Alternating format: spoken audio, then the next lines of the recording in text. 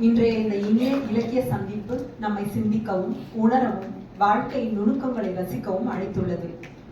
Purple hibiscus என்ற ஒரு நாவல் உள்ளது. அதில் ஒரு அழகிய வரி, purple hibiscus they are rare, fragrant with the undertones of freedom.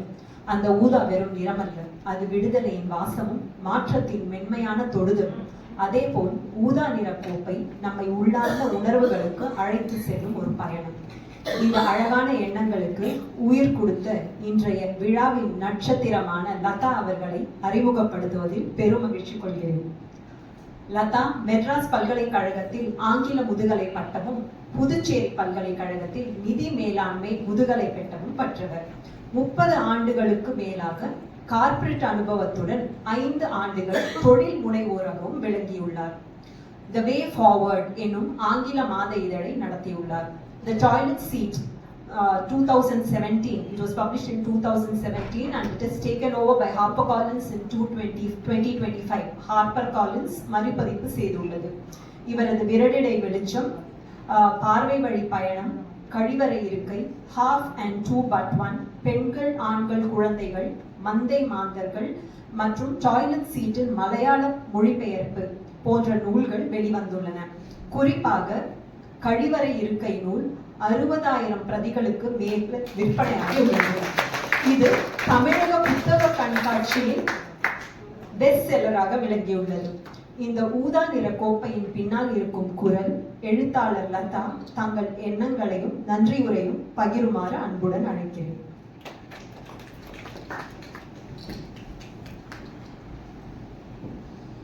இனிய மாலை வணக்கம்.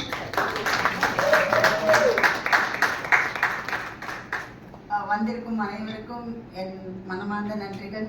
ரொம்ப சந்தோஷமா இருக்கு இவ்வளோ பேர் பார்க்கறதுக்குங்க. இதுவே என்னோட நட்போட பலம் தான் நான் நினைக்கிறேன். ஸோ எனக்கு நான் பேசுறதுக்குலாம் ஒன்றும் ரெடி பண்ணிட்டு வரல.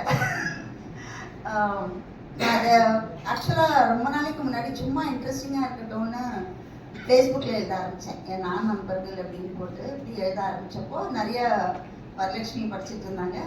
ஸோ அந்த மாதிரி நிறைய பேர் படிச்சுட்டு இருந்தாங்க. அப்புறமா ஏதோ ஒரு டைமில் பாதியில் விட்டுட்டேன், வேறு ஏதோ இதில் விட்டுட்டேன். அப்போது ஆக்சுவலாக என்னோட மாமா வந்திருக்காரு. மாமாவோட அத்தை, அவங்க இப்போ இல்லை, இறந்துட்டாங்க. அவங்க எனக்கு ஃபோன் பண்ணி ஏன்டி நிறுத்தினேன், நான் ரொம்ப இன்ட்ரெஸ்டிங்காக படிச்சுட்டு இருந்தேன், இப்படிலாம் பண்ணுறேன், நீ பாதியில் நிறுத்திட்டேன்னாங்க. பட் இன்னைக்கு அவங்க இல்லைங்கிறது ஒரு ரொம்ப வருத்தமான விஷயம்.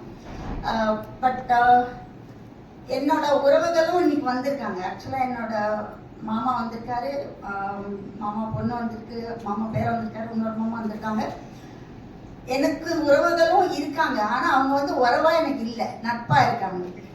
ஸோ அதனால தான் அந்த உறவுகள் இங்கே இருக்கு. இந்த உறவா மாமா நான் கூப்பிடலாம், மாமா பொண்ணுன்னு சொல்லலாம். பட் ஹூவர் இட் இஸ், எனக்கு வந்து எந்த ரிலேஷன்ஷிப்லையுமே எனக்கு வந்து பேசிஸ் வந்து ஃப்ரெண்ட்ஷிப் தான்.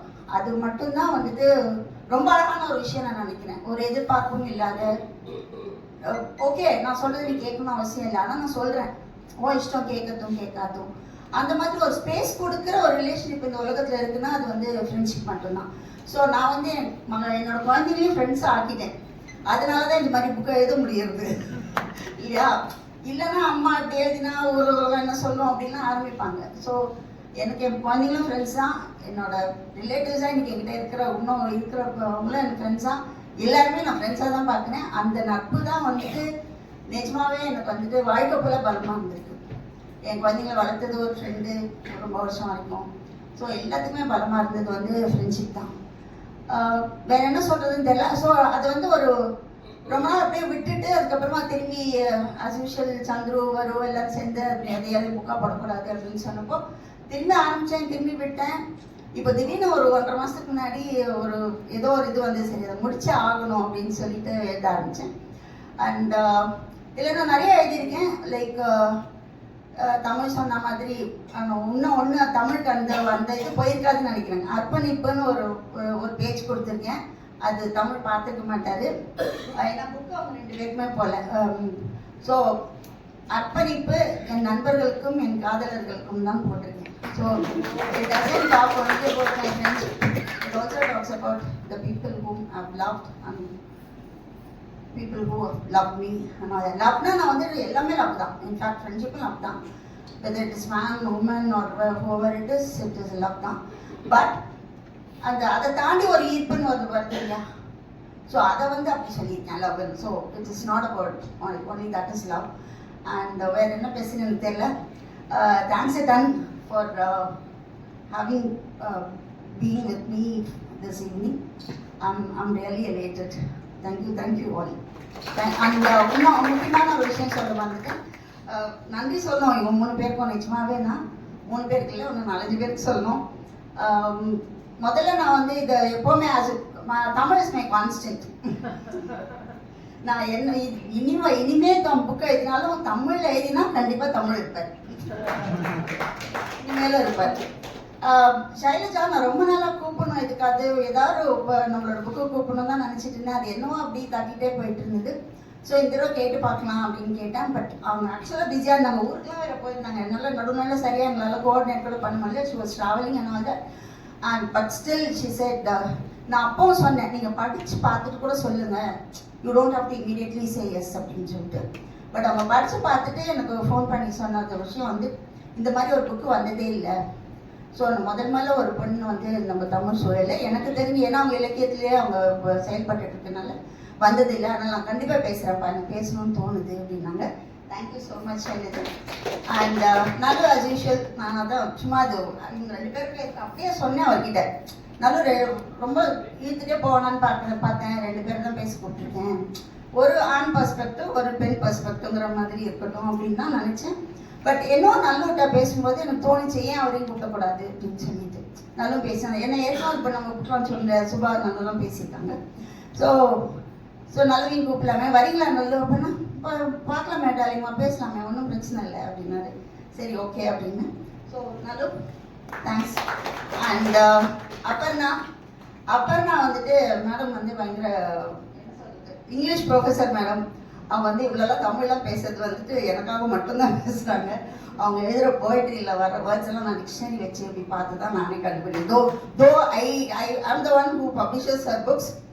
படிக்கும்போது அப்பப்போ எனக்கே சில வேர்ட்ஸ் எல்லாம் தெரியாது. நான் போயிட்டு அப்படியே டிக்ஷனரி பார்த்து அது என்ன சொல்லுது அப்படின்னு கேட்டு தான் பிடிச்சிக்கணும். ஆனால் ரொம்ப அழகாக எழுதுவாங்க. அதுவும் இப்போ ரீசெண்டாக பிகமிங் ஹர்னு ஒரு புக்கு போட்டிருக்காங்க. It's an amazing poetry book. It's a beautiful collection. And thanks எனக்காக இவ்வளோ எஃபர்ட் எடுத்து நான் எழுதி போட்டு தாண்டி நல்லுக்கிட்ட இவங்க கொஞ்சம் சேர்த்துருக்காங்க.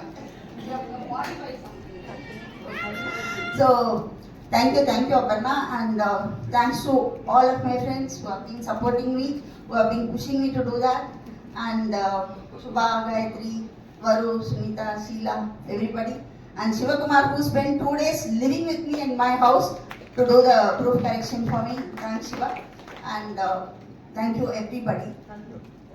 சந்துருக்கு சொல்லணுமா? ஓகே, சந்துரு நான் சொல்றதுக்கு முன்னாடி எல்லாரும் சொல்லியிருப்பாங்க. சந்துரு முக்கியமாக லைக் என்ன சொல்றது, எங்கள் சித்ராவையும் சொல்லணும்.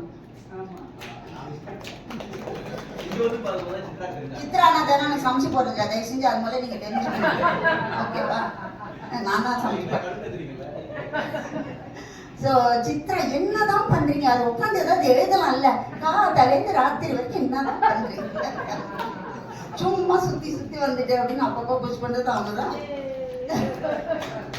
So thank you everybody. Thanks to Chandru specially for being with me always. அதனால தான் மிஸ் பண்ணிடுறேன். C I carry you with me. So thank you everybody. Thank you.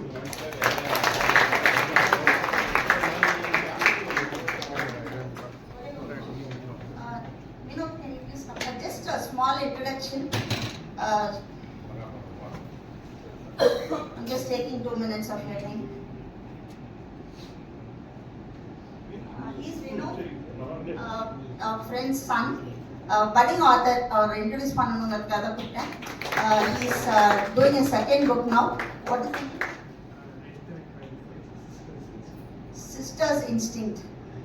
So நீங்களே சொல்லுங்க பேரு.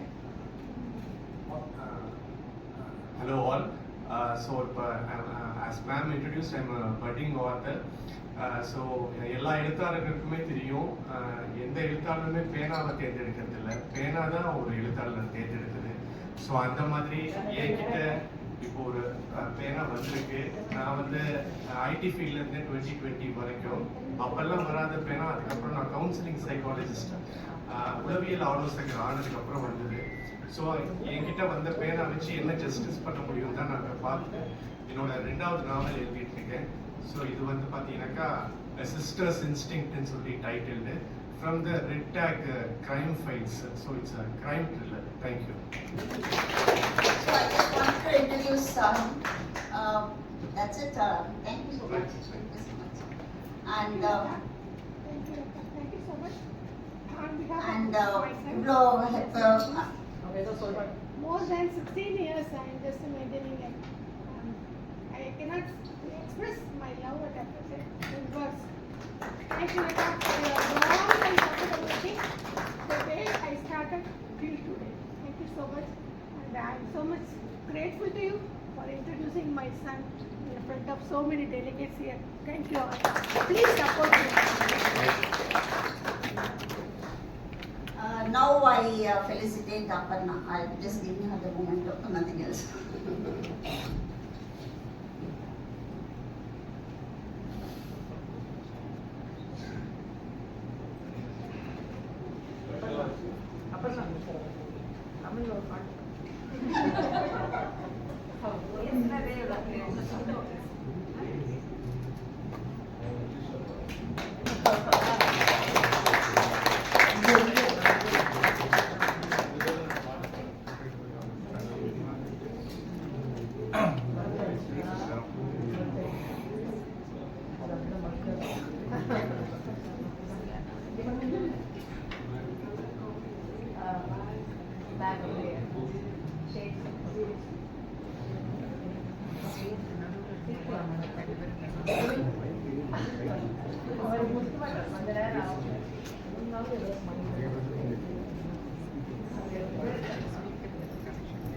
And I owe my thanks to Prashant, who's doing the video and photography today.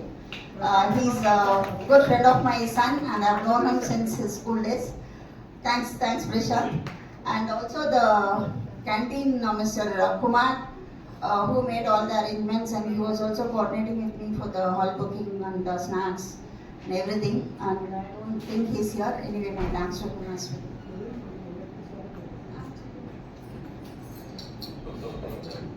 I'm Shivakumar, Patala friend, very childhood friend. For a great quality of hospitality, அவங்க வீட்டுக்கு வரவங்கள விருந்தோம்பல். அவங்க யார் வந்தாலும் அவங்க வீட்டுக்கு மோஸ்ட்லி எனக்கு தெரிஞ்ச மட்டும் அவங்க வீட்டுக்கு வந்துட்டு சாப்பிடாம போனதே இல்லை. அதாவது வயிற்றுல வாழை பதக்கத்துன்னு ஒரு விஷயம் இங்கே இருக்குன்னு நினைக்கிறேன். உங்களுக்கு தெரிஞ்சிருக்குமா? எத்தனை பேருக்கு அது தெரிஞ்சிருக்குன்றது எனக்கு தெரியல. வயிற்றுல வாழையை பதக்கத்துங்கிறது அவங்க வீட்டுக்கு போகிறவங்களுக்கு அப்படி தான் அவங்க விருந்தோம்பல் பண்ணி அனுப்புவாங்க. மேபி ஒரு 2 இயர்ஸ்க்கு முன்னாடி கூட இந்த புக் எக்ஸிபிஷன் நடந்துட்டு இருக்கும்போது அதுக்கு ஜஸ்ட்டு சமீபமாக தான் அவங்களுக்கு அறிமுகமானவங்க இன்னொரு ஊர்லேருந்து வந்திருக்காங்க. ஏதோ புக் லான்ச்சுக்கோ இருக்கோ, அதாவது பெட்டி படிக்கோட வந்துட்டு சொல்லுவாங்க. அவங்க நேரம் ஊர்லேருந்து நேரம் இவங்க லதா வீட்டுக்கு தான் வந்தாங்க. அவங்க கோயின்சிடன்ஸாக நானும் அன்றைக்கி அவங்க லதா வீட்டுக்கு போயிருந்தேன். அவங்க பேசினே இருக்கும்போது இது பண்ண அதுக்கப்புறம் அந்த சாப்பாடெல்லாம் ஒன்று ஹோட்டல்லேருந்து அரேஞ்ச் பண்ணி எல்லாமே தேவர் ஓவர்வெல்ம்டு இந்த மாதிரி. ஸோ அவங்ககிட்ட ஒரு ரொம்ப முக்கியமான குணம் அந்த விருந்தோம்பல், ஹாஸ்பிட்டாலிட்டி. அவங்க வீட்டுக்கு வரவங்களுக்கு கண்டிப்பாக ஈவன் அவங்களோட வாசக நண்பர்கள்லாம் ஃபோன் பண்ணி அவங்க வீட்டுக்கு சாப்பிட்றதுக்கு வரலாமான்னு அவங்களுக்கு என்ன வேணுங்கிறத கேட்டு அவங்களுக்கு பண்ணி அந்த மாதிரி. So that's a great quality. I want to mention this here. Thank you.